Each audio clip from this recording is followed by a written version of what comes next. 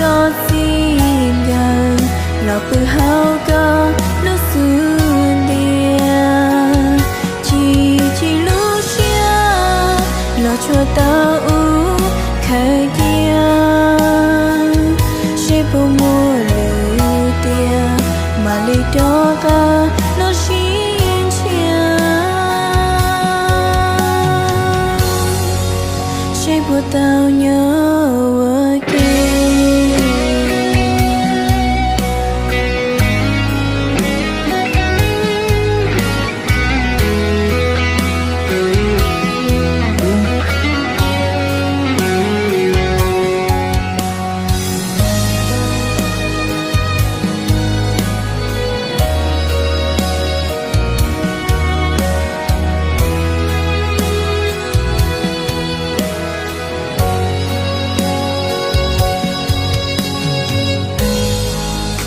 Jalan dunia ciput tak hanya lagu hijau, waktu payah kasih.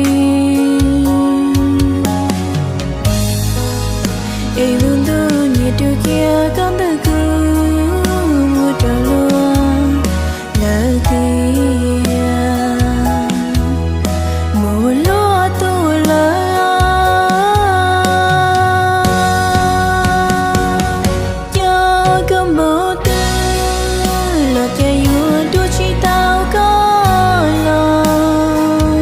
Lỡ có xin gần lọ bự hao có lúc xưa